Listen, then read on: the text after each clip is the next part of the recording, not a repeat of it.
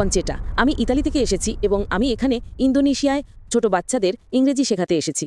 আমি কোনো নির্দিষ্ট ধর্ম অনুসরণ করি না, আমি কোনো চার্চ বা কোনো ধর্মে বিশ্বাসী নই। তাই আমার প্রশ্ন হলো, আমি সবসময় দেখেছি যে বিভিন্ন ধর্মের মানুষ আমাকে তাদের ধর্ম সম্পর্কে জানাতে চেষ্টা করেছে, কিন্তু আমি সবসময় দেখেছি যে তারা বলতো আমার ধর্মই সেরা, আমার ধর্মই সেরা, এবং আমি এটা চাইনি। তাই আমি কোনো ধর্ম অনুসরণ না করার সিদ্ধান্ত নিয়েছি, কারণ আমি বিশ্বাস করি যে ধর্ম ছাড়াও আমি একজন ভালো মানুষ হতে পারি, আমার শৃঙ্খলা আছে, আমি অন্যের ভালো করতে পারি, কারোর ক্ষতি না করে একটা সুন্দর জীবনযাপন করতে পারি, কোনো কঠোর নিয়ম না মেনে।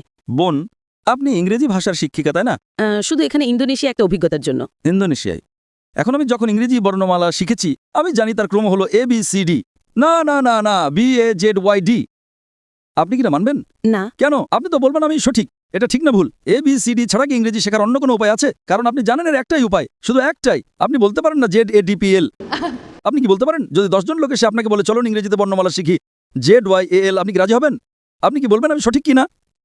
কেন? কিন্তু আমি কি করে জানবো যে একজন অধার্মিক পটভূমি থেকে আসা মানুষ আপনার পথটাই সঠিক পথ? আপনি খুব ভালো ইংরেজি জানেন তাই না? আপনি আপনার ইংরেজি গান নিয়ে আত্মবিশ্বাসী। হ্যাঁ। আপনি কি 100% নিশ্চিত? আমি ইংরেজিতে পারদর্শী, কিন্তু আমার মাতৃভাষা ইতালিয়ান। কিন্তু আপনি জানেন যে ইংরেজি মানে ABCD, অন্য কোনো পথ নেই তাই না? 100% নিশ্চিত, কারণ আপনি ইংরেজি জানেন, আপনি ইংরেজিতে একজন বিশেষজ্ঞ। আপনি ইতালিয়ানও আর ভালো বিশেষজ্ঞ হতে পারেন, কিন্তু আপনি ইংরেজিতে বিশেষজ্ঞ তাই না? ঠিক তেমনি ভাবে বোন, আমার পদ্ধতি ভিন্ন। আমি বলি আপনি আমাকে ইসলামের চেয়ে ভালো কোনো ধর্ম দেখান, আমি আজই তা গ্রহণ করব, কারণ আমি তুলনামূলক ধর্মতত্ত্বের একজন বিশেষজ্ঞ। আমি খ্রিস্টান ধর্ম, হিন্দু ধর্ম, বৌদ্ধ ধর্ম, ইসলাম, শিখ ধর্ম, পার্সি ধর্ম এবং আরও অনেক ধর্ম নিয়ে পড়াশোনা করেছি। তাই এখন আমি তুলনামূলক ধর্মতত্ত্বের একজন বিশেষজ্ঞ। আমি বলছি আপনি আমাকে এর চেয়ে ভালো কোনো ধর্ম দেখান, আমি আজই তা গ্রহণ করব। কিন্তু ধর্মহীনতার সম্পর্কে আপনার কি মত? ঠিক আছে, আপনি আমাকে ধর্মহীনতাকে ইসলামের চেয়ে ভালো প্রমাণ করে দেখান, আমি মেনে নেব। যে কোনো কিছু। আপনি নাস্তিকতাকে ইসলামের চেয়ে ভালো দেখান, আমি মেনে নেব। কমিউনিজম, সমাজতন্ত্র, যা খুশি ইসলামের চেয়ে ভালো প্রমাণ করুন, আমি গ্রহণ করব।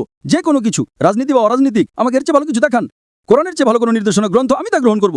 না, পলিটিক্স নয়। যে কোনো কিছু, রাজনীতি হোক বা না হোক, আমাকে এর চেয়ে ভালো কিছু দেখান। কোরআনের চেয়ে ভালো কোনো পথ প্রদর্শক গ্রন্থ দেখান, আমি তা গ্রহণ করব। আমি অন্যদের মতো নই, আমি ভিন্ন, কারণ আমি তুলনামূলক ধর্মতত্ত্বের একজন বিশেষজ্ঞ। আপনি কি আমার কথা বুঝতে পারছেন বোন? আপনি শুধু ইংরেজি এবং ইটালিয়ান ভাষায় বিশেষজ্ঞ, আর আমি তুলনামূলক ধর্মতত্ত্বে বিশেষজ্ঞ। এটা আমার বিশেষজ্ঞত্ব। তাহলে আমার কি এটা বলার অধিকার আছে কি না? কিন্তু ধর্ম ছাড়া একটা জীবন সম্পর্কে আপনার কি মত? হ্যাঁ, আমি জানি এটা একটা বিতর্কিত প্রশ্ন, কিন্তু আমি জানতে চাই। আমি আমার জীবনকে এইভাবেই দেখি। ধর্ম ছাড়া জীবন হলো রাডার ছাড়া সমুদ্রে পাড়ি দেওয়া। আপনি জানেন, আপনি রাডার ছাড়া সমুদ্রে নৌকো চালাচ্ছেন, কোনো জিপিএস নেই, স্যাটেলাইট নেই, আর আপনি নৌকো নিয়ে বসে চলেছেন যে কোনো দিকে। আপনি কি উত্তরটা পেয়েছেন? আমি বুঝতে পারছি। হ্যাঁ, আপনি বুঝতে পারছেন। তাই এখন আপনাকে আপনার রাডার বেছে নিতে হবে। আমাকে একটা ধর্ম বেছে নিতে হবে? আপনাকে বেস্ট পথ প্রদর্শক বেছে নিতে হবে। ধরেন আপনি অসুস্থ, আপনাকে ডাক্তারের কাছে যেতে হবে তাই না? নাকি আপনি বলবেন না না আমি নিজেই চিকিৎসা শিখে নেব? আপনি কি তা করতে পারবেন? হ্যাঁ, আপনি গুগল করে কিছু উত্তর পেতে পারেন, কিন্তু সব উত্তর কি পাবেন?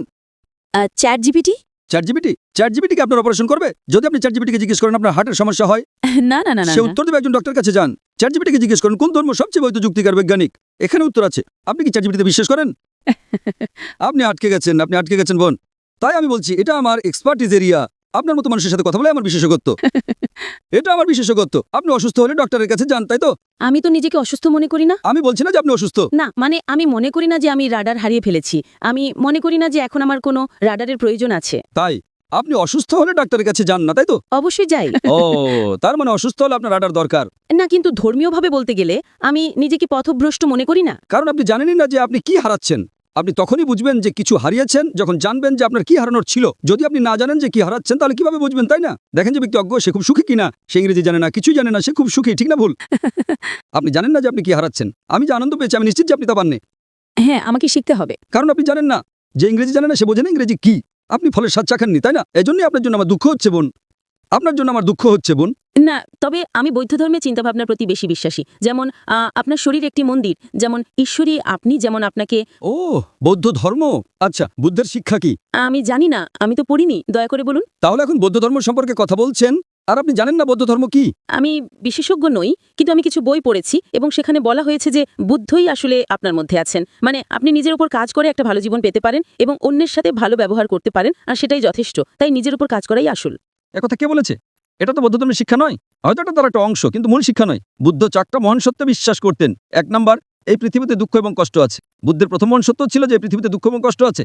2 নাম্বার, এই দুঃখের কারণ হলো আসক্তি বা আকাঙ্ক্ষা।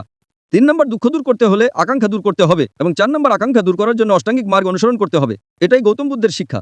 আপনি কি ইসলামের কোনো বই পড়েছেন? না। আপনি কি কোরআন পড়েছেন? আমি পড়ব। আচ্ছা, আপনি কি আমার জন্য একটা কাজ করতে পারেন? আপনি কি কোরআনের ইংরেজি অনুবাদটা পড়ছেন না কেন? দয়া করে একটা খোলা মন নিয়ে কোরআনের ইংরেজি অনুবাদটা পড়ুন। হ্যাঁ, খোলা মন নিয়েই পড়ব। কোনো রাডার ছাড়াই পড়েন, সমস্যা নেই। একটা খোলা মন নিয়ে পড়েন, পারলে ভুল খোঁজার চেষ্টা করেন, কোনো সমস্যা নেই। আপনি যত বেশি ভুল বের করার চেষ্টা করবেন আমি তত খুশি হব। যখন আপনি কোরআন পড়বেন তখন একটা বিশ্লেষণী মন নিয়ে পড়বেন, কোরআনে ভুল খুঁজে বের করার চেষ্টা করেন, কোনো সমস্যা নেই। কোরআন নিজেই চ্যালেঞ্জ করে যে এর মধ্যে কোনো ভুল বের করা সম্ভব নয়। তাই আপনি ভুল খোঁজার চেষ্টা করেন। হয়তো আপনার কিছু ভুল মনে হতে পারে, তখন আপনি আমাকে জিজ্ঞেস করতে পারেন, আর আমি আপনাকে বলবো সেটা ভুল কিনা, কারণ এটাই আমার এক্সপার্টিজের জায়গা। তাই আপনি যে ভাষায় বোঝেন সেই ভাষায় কোরআন পড়ুন, ইতালীয় বা ইংরেজি ভালো হবে। আমি আপনাকে আব্দুল্লাহ ইউসুফ আলীর অনুবাদটা পড়তে অনুরোধ করছি। আমি আয়োজকদের অনুরোধ করবো যদি তারা বোনকে একটা কপি ঘম্পি দিতে পারেন। আপনি কি এতে সই করে দেবেন? ইনশাআল্লাহ আমি সাইন করে দেব। ধন্যবাদ। অনুষ্ঠানের শেষে আমি আয়োজকদের অনুরোধ করব যদি আব্দুল্লাহ ইউসুফ আলীর ইংরেজি অনুবাদটা পাওয়া যায়, ইনশাআল্লাহ। যদি না পাওয়া যায় আপনি আপনার ঠিকানা ভলেন্টিয়ারদের কাছে দিয়ে যেতে পারেন, আমরা পাঠিয়ে দেবো। যদি এখন পাওয়া যায় আমরা এখনই আপনাকে দেবো, ইনশাআল্লাহ। ঠিক আছে বোন, আপনি এটা পড়ুন এবং আমি আল্লাহর কাছে প্রার্থনা করি যেন তিনি আপনাকে সঠিক পথ দেখান। আপনাকে অনেক ধন্যবাদ। আপনাকেও স্বাগতম বোন।